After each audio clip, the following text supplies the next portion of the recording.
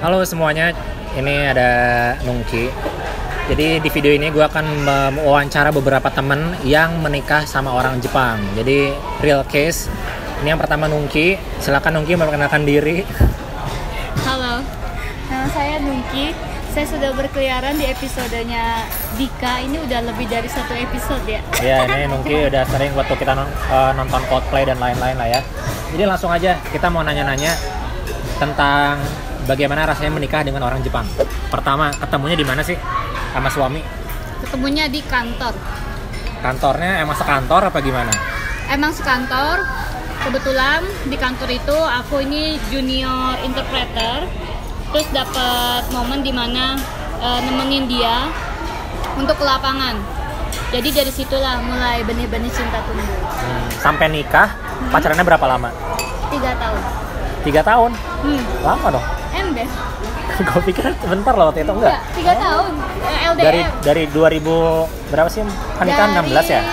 Jadi gue masuk pertama kali di kantor itu setelah gue lulus dari Unpad, terus kerja di PT situ, dan tahun 2013 bulan September itu dia nembak, kita pacaran.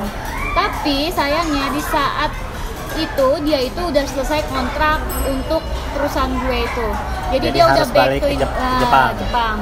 Jadi LDR nih. LDR. Ya. September mengatakan cinta. Nah, gue langsung dong kasih der. Waduh, kalau misalnya LDR sejauh ini kayaknya nggak mungkin deh untuk diterusin. Nah, kata dia kenapa nggak mungkin dah? Dia kerja udah selesai di Indonesia. Terus gimana dong kita ininya hubungannya? Yeah. Alhasil dia Desember lagi libur tahun baru, dia datang ke Indonesia. Dengan biayanya sendiri, nggak pakai kantor. Yeah. Desember datang ketemu, dan di situ pun udah diperkenalkan kepada orang tua. Jadi pas waktu Desember dia minta dikenalin. Nggak gua, karena emang gua di sini sudah kebelet nih, bukan kebelet. Jadi sebelum pacaran sama dia di bulan September, Agustus itu gua disakitin sama pria Indonesia. Begitu.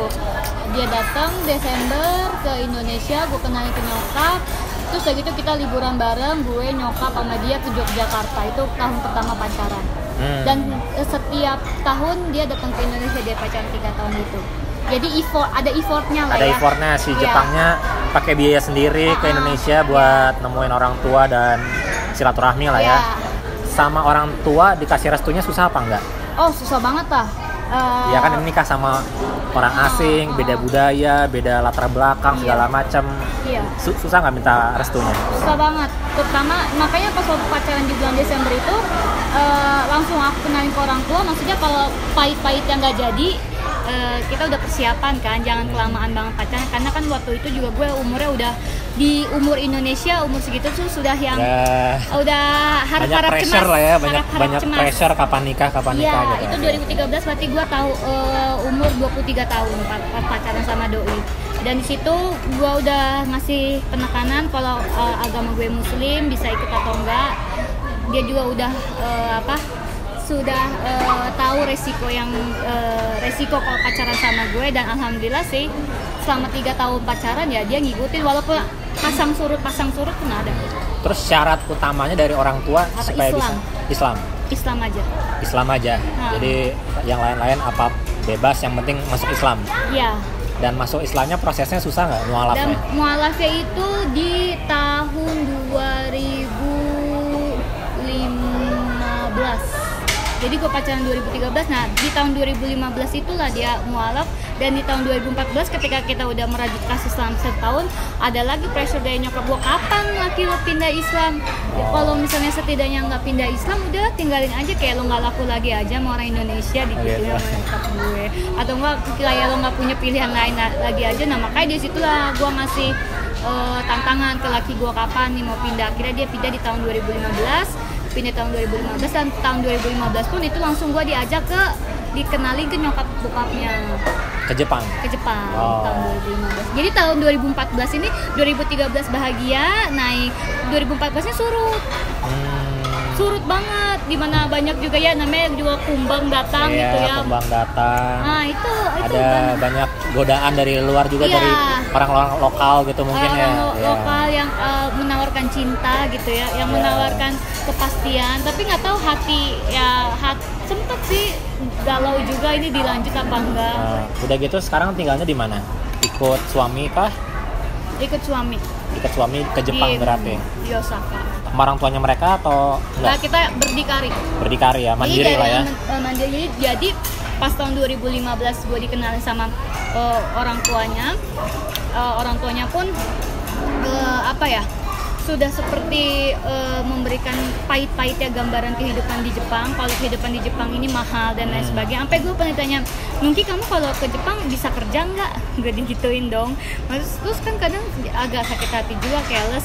Kalau di Indonesia abis nikah itu kan biasanya lu jadi nyonya gitu ya dia. Iya. Tapi kalau di Jepang tuh ya nggak kayak gitu ya.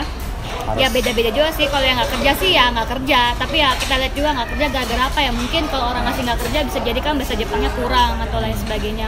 Kalau gue sih memilih untuk kerja untuk nambah-nambah penghasilan gue sendiri. Ya. Minimal sekarang kan bisa balik kampung kan. Iya, bisa ada duit lah ya. Bisa ada duit lah ya gitu. Sekarang posisi sudah punya anak kah? Belum.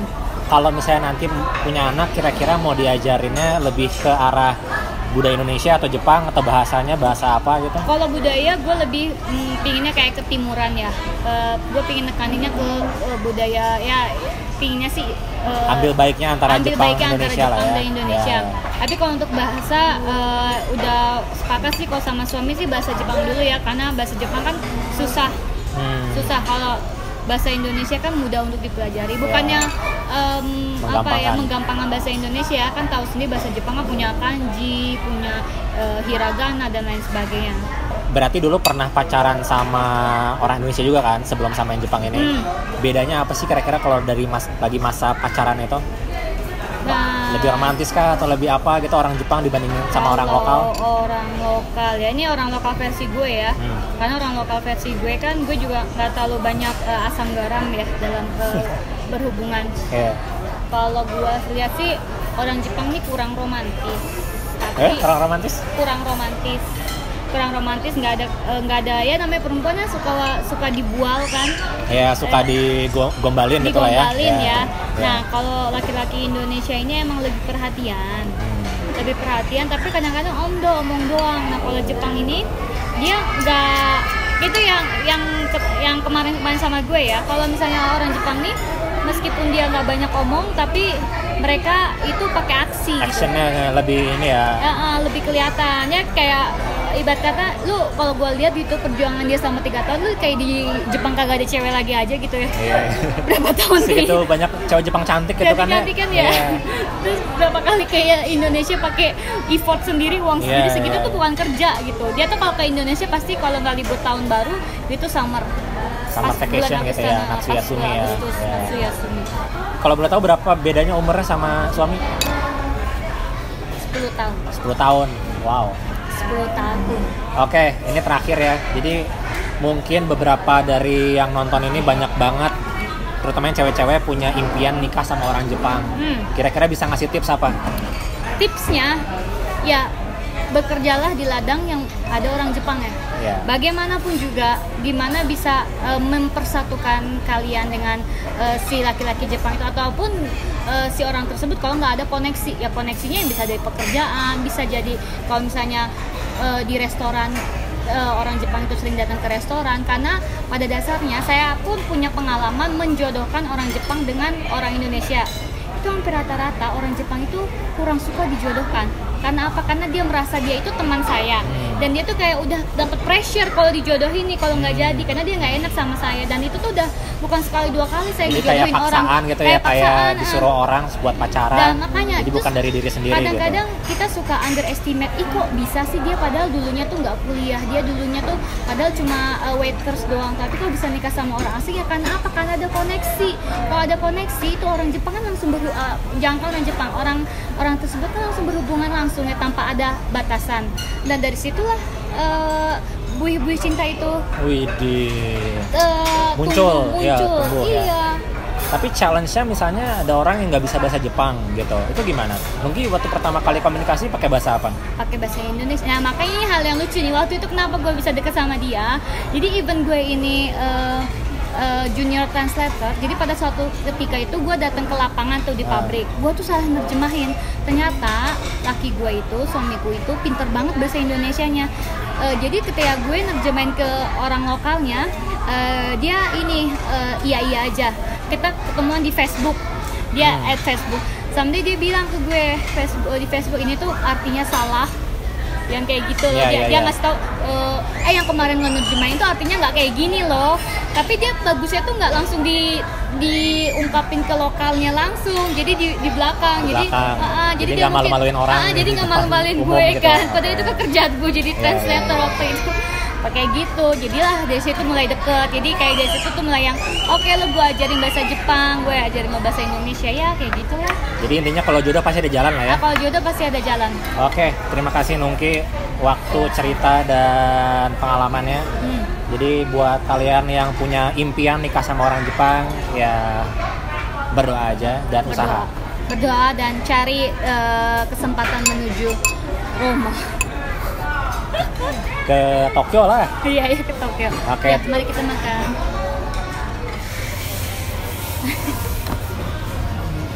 Ini kayaknya jelmaan suaminya nih.